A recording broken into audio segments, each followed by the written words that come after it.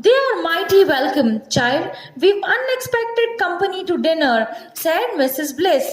So now she's thanking for what Aunt Hosmer has said, and she's telling that we've unexpected company to dinner. This means that we never thought that you'll come to have dinner with us. Can I help, ma'am? I'm quite good at beating eggs. See now how she's planning. She wants to know what is going on. So she's trying to find out ways to get through it. So what she's telling the lady, ma'am, can I help you? And I'm very good at beating eggs. Beating eggs in the sense we break the egg, add it in a bowl and start whisking it with those forks, right? Similarly, if we do it with the beater, it's called as beating of eggs. Besides, I'm tired and wouldn't mind sitting a bit if I'm not in the way, said Tabby. See how cleverly she's using her mind. She's telling I'm tired now. I will take a little rest and then come and help you in doing that. Why is she telling that? Because she wants to go sit where these strangers are sitting, a little bit away from them and listen to what is happening there. But Mrs. Bliss is also very clever now. See what she replies.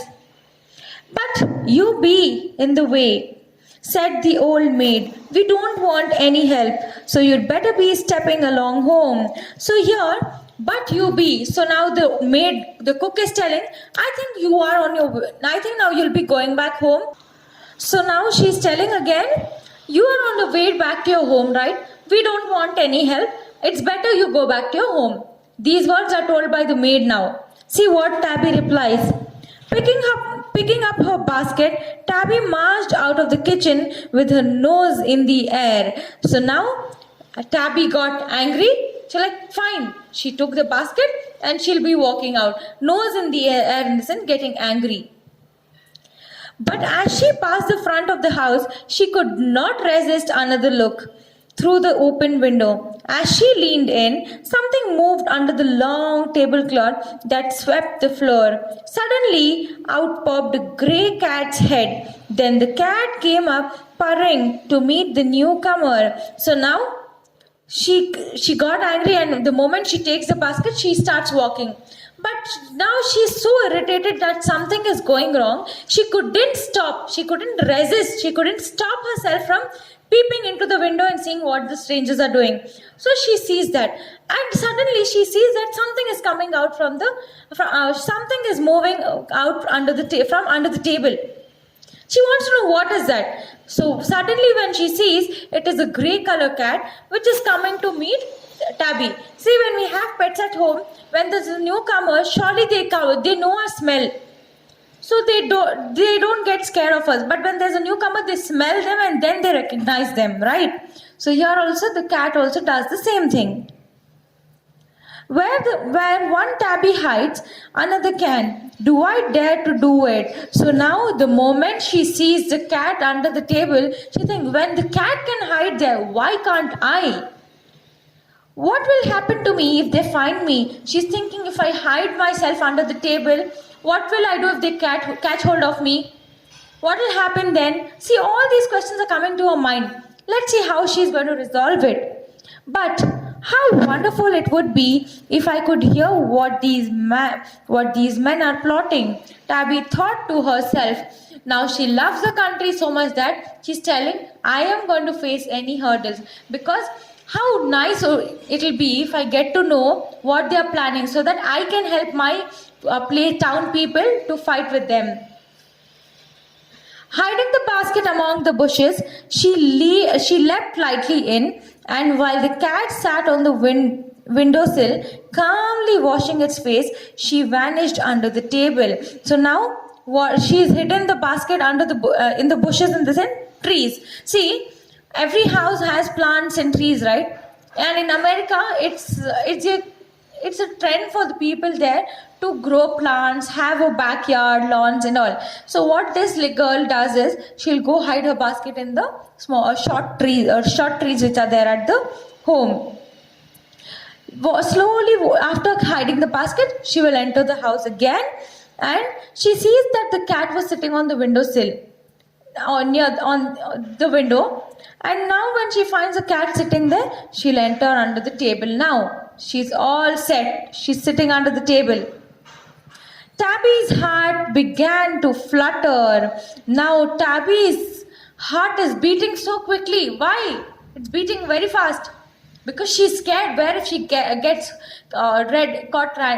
she's scared that what will happen if she gets caught red-handed? Red-handed in sense? What? At the spot only. And with the proof. The poor girl could only make herself as small as possible, quite hidden under the long folds of the tablecloth. But by the time the guests were called in, Tabby was calm again. See, when you try to hide yourself, will you show yourself fully? No. You become small. You try to sit in such a way that nobody can see you. So Tabby also managed to sit like that, and she's finally relaxed. When the guests came to the table, she was not scared at all. She was rather calm.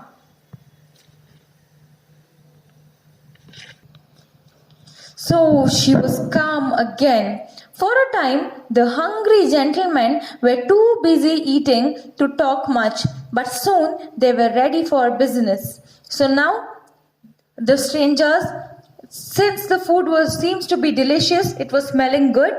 These strangers are also very hungry. Because of the hunger, while having the dinner, they couldn't speak much. But the moment they could satisfy their hunger, that their hunger was getting reduced, they started discussing about how to conquer this place. They drew closer together and spoke in low voices. See, they are so confident that somebody can listen to them, so they came closer. That is, they sat closely next to each other. They brought their chairs close by and they started discussing in low voice. However, she heard enough to prove that she was right. However, she confirmed that what she thought, that these people are going to attack us, that was absolutely right. The newcomers were Captain Brown and another junior officer of the British Army. So who are these strangers now? They are British officers, and their name is Captain Brown, and the other one is the junior officer. They had come to find out where the supplies were stored and how well the town was defended. So now these people have come to Bliss House to know which house is having which kind of weapon, which house has gunpowder, which house has the cartridges, and as well as how well this town was defended. These people won't fight, will they? Asked Captain Brown. So now Captain Brown was asking Mr. Bliss, will these people fight with us? Of course, they will. They will fight you to the death, answered Mr. Bliss. So Mr. Bliss is telling, surely they will fight with you till death. Because obviously when somebody is coming conquering your land, will you remain quiet? You'll tell, oh, you can come and stay here. Will you allow somebody to come and stay in your home? No, right? So here also, Mr. Bliss is telling, surely people will fight with you till death. The captain swore. He gave a stamp that brought his heavy heel down on Tabby's hand as she leaned forward. What happened now? Now Tabby is so busy listening to the stranger's conversation that she was leaning down with the support of her hand. And when these discussions were going on, the Captain Brown's shoes, one of his leg is on Tabby's hand. So sad of that poor girl, right? She has to face so much. The blow nearly forced a cry from her. Now, the moment the Captain Brown placed his leg on the hand, she came to such a level that she wanted to cry out loudly. Though faint with pain, she bit her lips and never stirred. What she did? She didn't want the enemies to know that she's there, so she stopped herself from crying by biting her lips. When she could listen again, Mr. Bliss was telling the visitors all he knew about the hiding places of the gunpowder, the cannons, and other things the enemy wished to seize and destroy. So Mr. Bliss started giving all the information. This house is having this treasure. That house has so many cartridges. That house is filled with cannons. You can go and just attack them. Just as they were preparing to leave the table, Tabby was overcome by a sudden sneeze. Oh God, she had faced so many hurdles. What will happen when you play hide and seek and you cough and sneeze all of a sudden? You'll get caught, right? You have to go and do the next turn. So now, when all these discussions are going on, all of a sudden she'll sneeze, telling, "Achoo, finish." She's caught now. She thought she was lost. She hid her face, expecting to be dragged out any moment. The moment she sneezed, she confirmed to herself, "Oh, I'm caught." And now she's trying to hide her face with her hands, thinking that anybody can pull her out from under the table. "What's that?" exclaimed the officer. Now they could hear her sneeze, and he's asking, "Hey, what was that?" "It came from under the table," added Captain Brown. See, these officers' ears are so sharp, even when they are in the busy conversation, their ears are towards their noise. So he's telling that I could hear this noise from under the table. A hand lifted a corner of the cloth. So now the Captain Brown wants to know what is under the table. So he held the cloth in hand and he started to lift it. A shiver went through Tabby. She held her breath with her eye upon that big brown hand.